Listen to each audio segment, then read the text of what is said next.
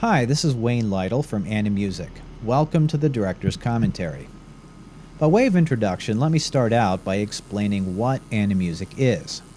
The name, of course, comes from combining the words animation and music, or animated music. The music is all created digitally with synthesizers, and the visuals are all 3D computer-generated animation. The goal is to give the impression that the graphical instruments are playing the music you hear. The music drives the computer animation, not the other way around. In order to do this, we run the MIDI files through a bunch of custom software which analyzes each note in its place and time and determines how each instrument element should move to appear to be playing the music. MIDI, spelled M-I-D-I, stands for Musical Instrument Digital Interface. It lets synthesizers and computers talk to each other and specify exactly when each note happens, how loud it is, which instrument it plays on, and various other musical characteristics. When a synthesizer receives MIDI signals through its cable, it produces a sound for each given note. And when we take MIDI files of those notes and route them into some other piece of software, we can do all kinds of interesting, unconventional stuff with that data, such as use it to drive the motion of graphical instruments. And that's how Animusic is done in a nutshell.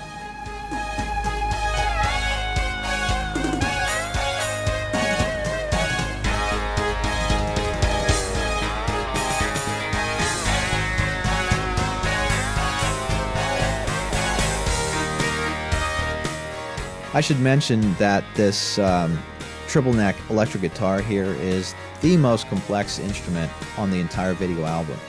It's actually a combination of a 2-string bass, a 3-string guitar, a 4-string guitar, a pipe organ-like flute thing, a set of bass laser guns on the left firing out those blue lasers, and a wrist-fired laser bundle gun firing the green lasers out of the right, all in one, and not to mention the plasma ring sort of blue bass thing in the intro. It's complex partly because it's several instruments rolled into one, and partly because of how they're combined. In particular, the electric guitars are each controlled by their own robot hand, yet they share a common pick mechanism down below. So producing this particular element set meant creating a third virtual instrument out of the 2 guitar parts, and that third virtual instrument was the pick player down below. So we had up top a 3-string melodic line guitar fingering method, that's the middle fretboard, and then on the right a 4-string bar chord fingering method, and then down on the bottom a 7-string picker that knew where each of the 7 strings were and how to pick both melodic lines and to play power chords. And that was all done in software, of course, through changing lots of parameters and having different parameter sets live at different times. By the way, this is probably my favorite shot on the entire video album here, where the vibes play and the bass, drums, snare, and ride do this cool pattern against each other. I really like this part.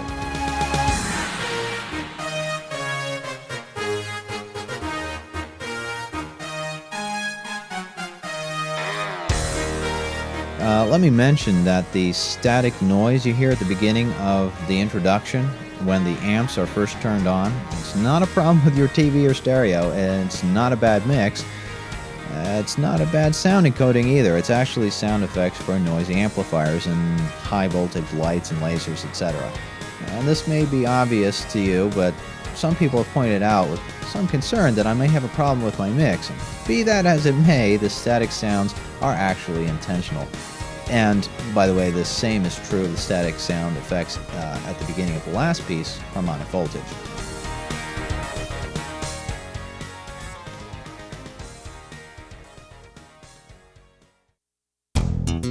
The star of this piece is clearly the 1-stringed bass instrument, which some have called Mr. Bassman. I call it the stick. There's actually a very cool real instrument out there called the Chapman stick. The most common model has 10 strings. and you play it by tapping your fingers on the strings, like this guy does, except, well, his fingers are metal mallets and he only has one finger on each hand. But anyway, on a stick, when you tap the string, it starts to vibrate at that note, and the vibration is picked up by an electronic pickup, similar to that on an electric guitar, and then it's amplified. When people initially see the stick in this animation, usually first they laugh, and then they say it's cool, and after a few moments they ask, would that really happen? Would it really make a sound like that when the string was hit? Absolutely. And if you're not sure, get a friend's bass guitar, turn the amp up to 10, and hit a string with a hammer. You'll see.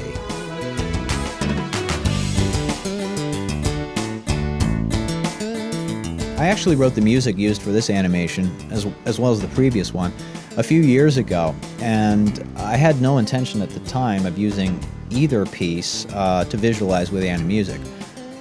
Although I'd been working with music animation since about 1989, I hadn't done any stringed instruments yet.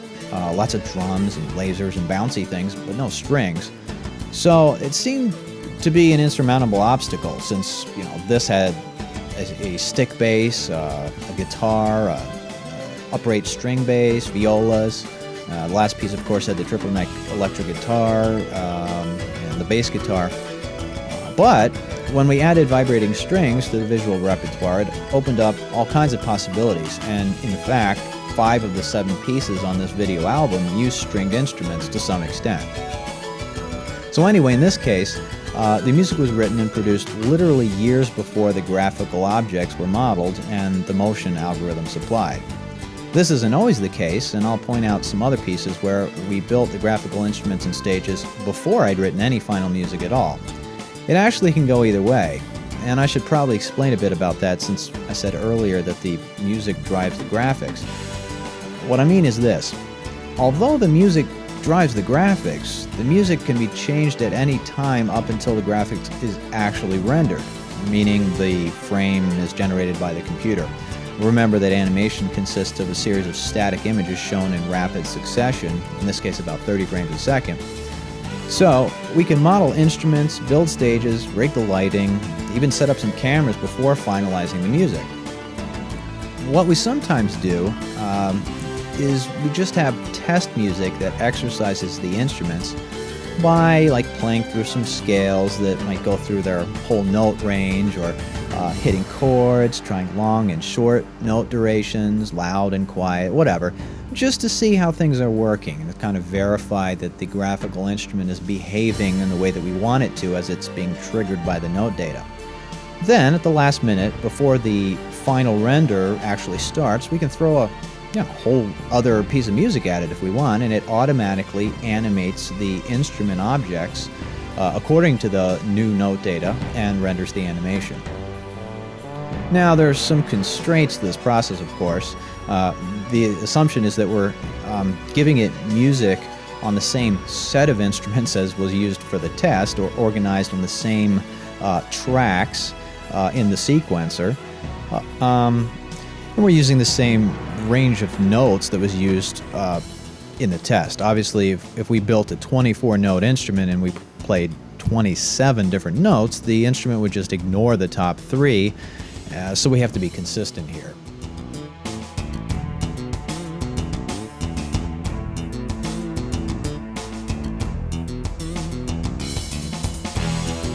A comment about these horns. Horns obviously don't look like this. These horns are more like part of a pipe organ or a theater organ, really.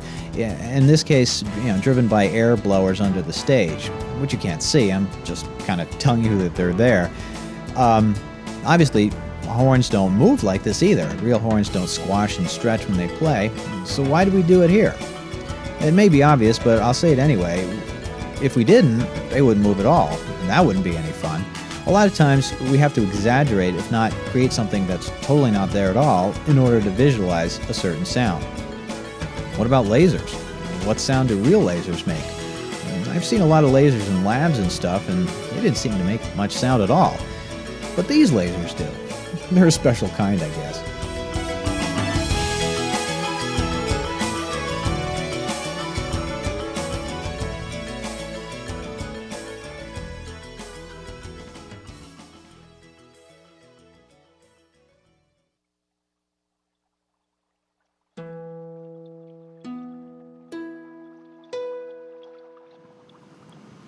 This is the most mellow piece of the video album and instrumentally the most simple by far.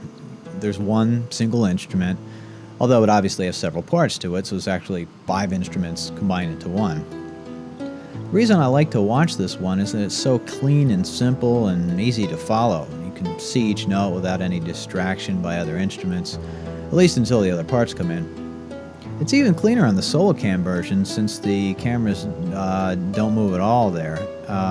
I actually like watching the solo cams more than the finished pieces sometimes.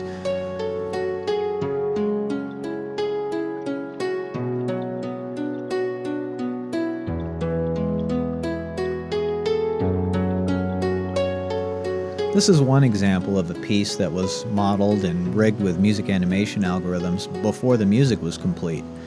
Once the music was written and produced, giving us a final MIDI file, then we could render the final animation. Up until that point, we'd been doing lots of tests of 5 to 10 second music clips just to verify that the harp and all the other parts were functioning properly.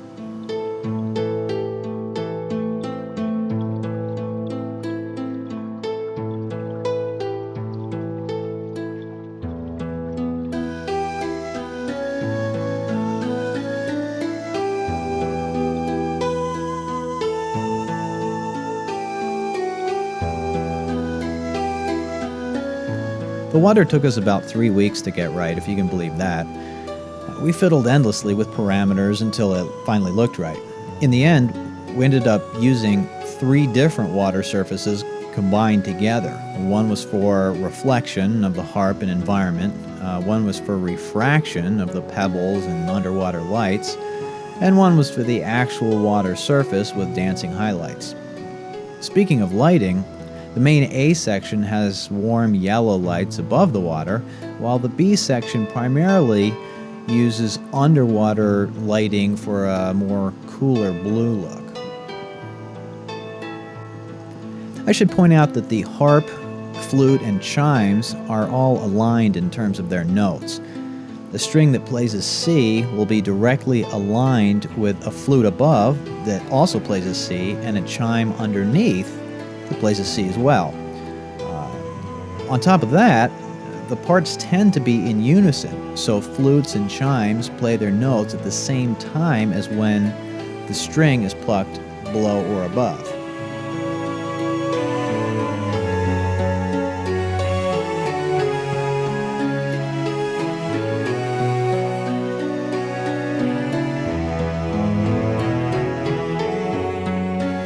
The last thing I'll mention about this animation is about the environment that we're in.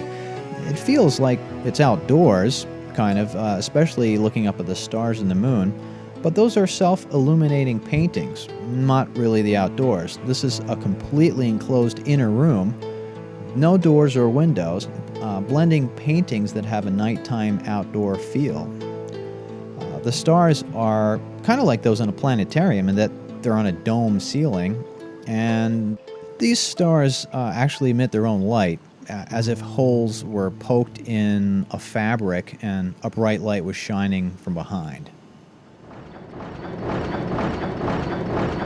Drum Machine starts out with sets of gears that are animated not to actual notes, but instead to the clock beat itself, which starts a while before the first note is ever played on the hi-hat. To make an analogy, it's more like a person tapping their foot to music rather than actually playing an instrument. It's still MIDI-driven animation, using the same software, but it's just a different algorithm that we use. There are also numerous sets of normal gears that are note-driven like the rest of the instruments on the video album, and these gears are, controlling mallets and sticks and whatever hitting the drums. But the whole time that's going on, regardless of what else is happening in the music, there are always 2 sets of beat-driven gears grinding away. You can usually see them moving in the background, and they're synced to that big gear grinding sound. These sets each move in one of 2 different ways. There's a downbeat group, mostly the giant gears, and then an upbeat group, which are mainly made of gears that are the next size smaller. One pattern that they use, sort of split between 2 halves of the group, is for the gears to basically oscillate back and forth. They kind of rock. The other pattern is for them to advance on each beat, sort of like a counter. One unique characteristic of this animation is that there are no cuts. It's all one camera the whole way through. We basically transition from one view to another, usually smoothly, but with an occasional whiplash move thrown in like that. I should probably also explain the somewhat bizarre lighting situation going on here.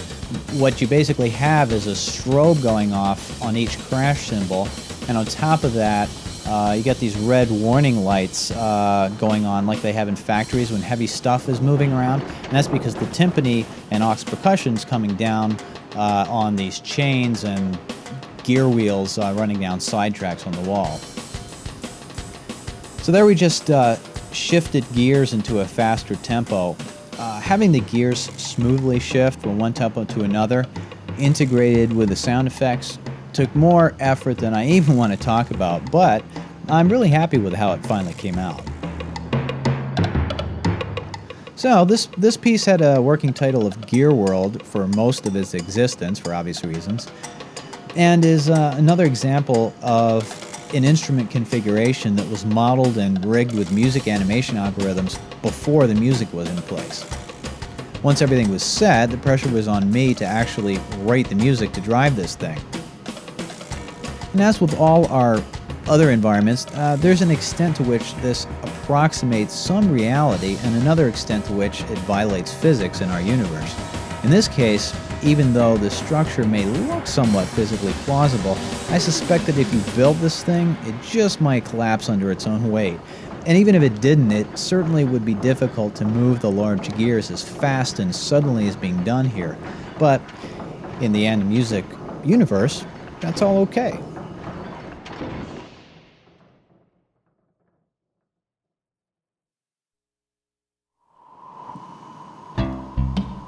Well, here we are in Pipe Dream, which originally had a working title of Bounce.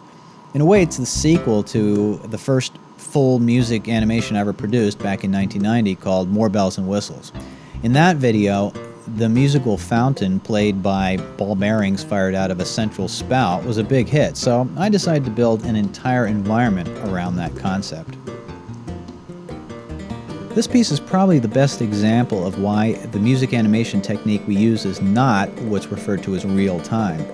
In a real-time music visualization system, you'd react to notes played right at the moment when they're played, or even with some delay. But this doesn't let you do any pre-motion, any animation of an element leading up to the note starting. The problem with real-time systems is that since no matter how fast a computer is, you can't predict the future, you don't know what pre-motion to animate before the note starts playing. Once the note starts, it's already too late. Using this piece as an example, you need to know what note is coming up before you can fire a ball bearing out of the tube to hit the element that makes the note. In effect, you need to know the future, at least for a fixed window into the future of like a couple of seconds or so. So we need to know that info, which is provided in the MIDI file, in order to see what notes are coming up, as well as what notes are currently sounding and what notes have ended in the recent past. We really need all three of those. An example of notes in the past being important is the follow-through motion of, say, swaying cymbals or vibrating strings, oscillating vibes and chimes. Of course, that aspect of motion could be done by a real-time system, as long as the rendering was fast enough, but that takes us to the second part of why this isn't real-time. Computer graphics images take a while to generate by the computer if you have objects of a certain complexity, and a certain number of lights, etc. Generally, the more polygons used to construct the object, and the more lights, especially if they cast shadows, and the more complex the surface pattern is, the longer it takes to generate or render the image. So depending on complexity and also the processor speed of the computer, these images can take anywhere from 5 minutes to a half an hour each. There's about 30 frames a second for NTSC video, actually 29.97, but who's counting? So multiply that out and that's a lot of render time. This is why computer graphics production facilities have large render farms of computers that do nothing other than render 24/7. You may be wondering why there are dents on the wall and on the floor where stray balls must have hit. And I think the answer is probably that this thing didn't always work perfectly well, and during prototyping, testing, and practice, there were lots of misfires. But by now, the bugs have all been worked out, or at least this was a good take.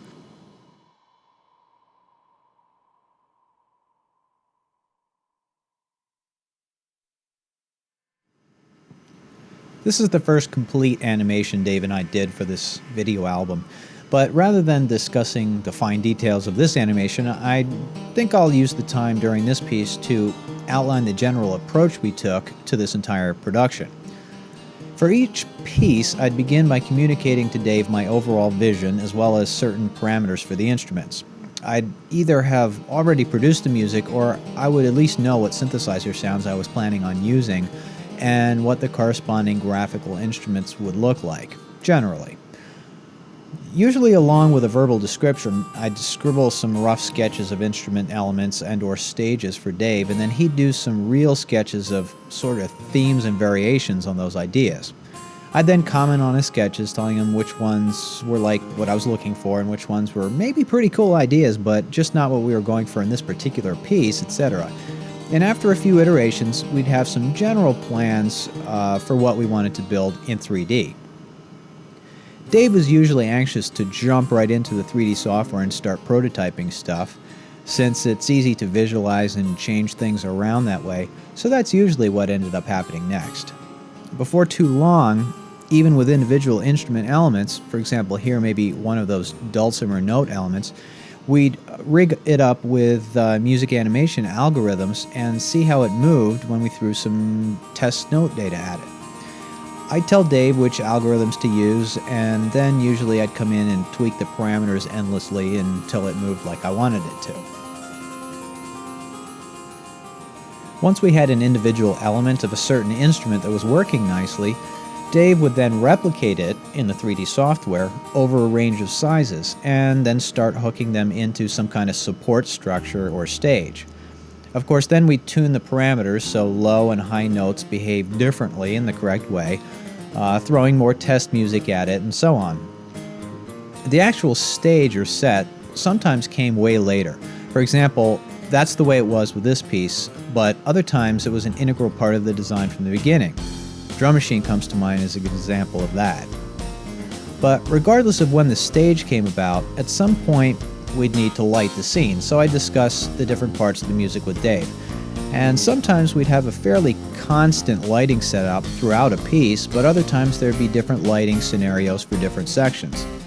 Dave would set up lights, and I'd ask for like more warmth or more backlighting or more contrast between this and that, whatever.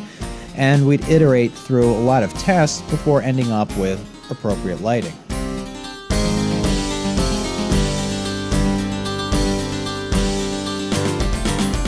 Lastly, at least from a logical perspective, the order wasn't always exactly like this, we do the cameras. We tried a lot of different approaches here, but it was always collaborative in some way. At least one or more times, I divided the music up into sections and then had Dave come up with, his best guess of what some good camera angles might be, perhaps with a move for some of them. And at other times, I'd start out making some cameras and then I'd pass them off to him. So either way, we'd end up rendering the entire piece with a set of cameras, usually just to see how it flowed, and then come up with a whole other set of cameras and timings. Sometimes we kept a lot of them, sometimes we threw most away, but they always evolved quite a bit. I should mention something about the approach we've taken to the cameras, since they tend to be generally smooth in motion and usually medium to long shots, not many close-ups.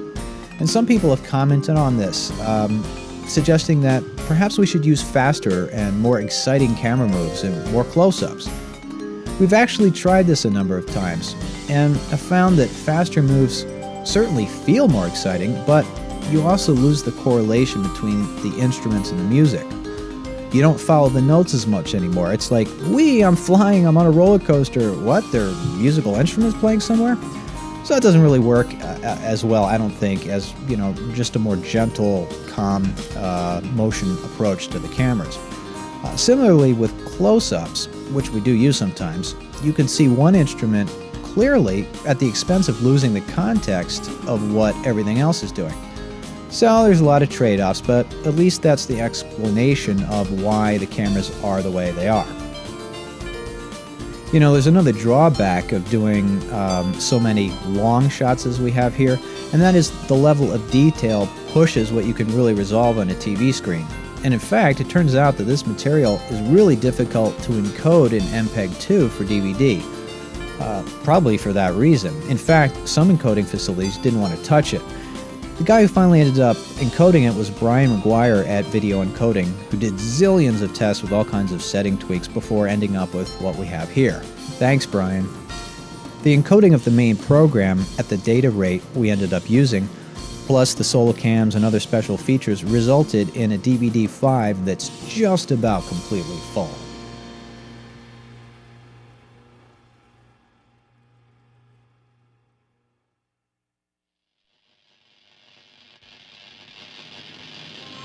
This piece, like the first one, opens with electric, staticky kind of sound effects that are actually digital recordings of very high voltage generators and cables. Several sounds were combined together to produce the final high voltage effect. This is a very high voltage environment and also very high up in the air, probably on an alien planet or something. And this set of musical instruments is by far the most abstract on the video album. They're the most unlike conventional instruments. Many of the previous animations had fairly literal musical instruments. They weren't exactly like real existing instruments, but they were enough reminiscent of existing ones that you kind of knew what to expect as far as how they moved and played. The percussion here is recognizable as such, but everything in this environment is light emitting. The lasers here behave in a more complex way than the lasers in the earlier pieces that were basically straight line, back and forth motion kind of things. Here we have this sort of double laser effect with a spirographic pattern in the middle, traveling up and down non-parallel sets of rails. And they oscillate to depict vibrato. They get larger and smaller and change color slightly based on volume and intensity. These bass emitters are plasma-filled, or maybe they're filled with some kind of radioactive grape juice or something, I'm not sure. But anyway, they visualize the Taurus bass pedals part. Taurus bass pedals are a classic Moog synthesizer that's played with your feet, usually for bass parts. I don't use real Taurus bass pedals here for the soundtrack, just a synth that kind of reminds me of the same sound that they make. By far the most abstract object in this entire video album is what we call the light curtain. It's the thing back there that kind of looks like psychedelic smoke rising up. Every part in the music needs to be visualized, and the light curtain depicts the chorused strings, synth chords in the background that you hear. Each chord has a unique painted graphics image called a texture map, which slowly crawls up the light curtain. This is a subtle ambient effect in how it's tied in with the music, and you don't necessarily pick it up the first time you watch it, but it's there to ensure that each part in the music is visualized in some way.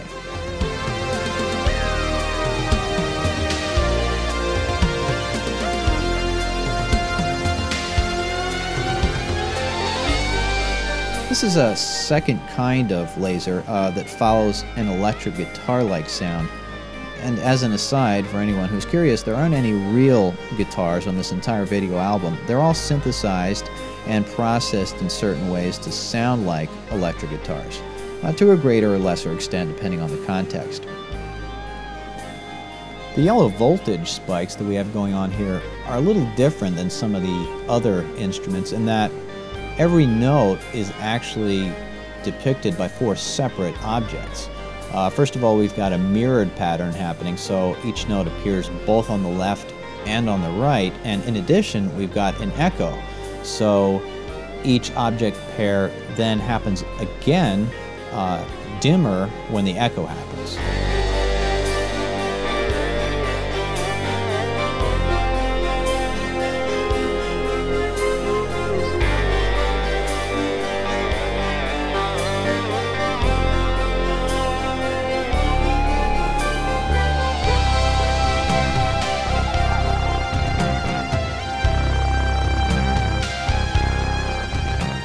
This is the oldest piece of music on the video album. It's been remade at least once and has had a working title of WCS2 and more recently Electric. The original mix was done on a British-made analog mixing console onto DAT, which is digital analog tape. Then years later, that mix was dumped into a digital audio sequencing program and enhanced with a crisper bass line for the bass tower sounds and the yellow voltage spikes, using a digital synth that didn't exist at the time that the original music was produced. Then the MIDI file was dug up and that was used to drive the animation. In the end, after an all-digital remix, it all syncs up. This is my other favorite shot coming up here, where the 4 light beams rise up as we modulate to a new key. In a way, this is kind of the climax of the whole video album. This piece is the last on the video album for more than one reason. First of all, it just sort of fits as the last piece musically, I think. Sort of leaves you out there somewhere.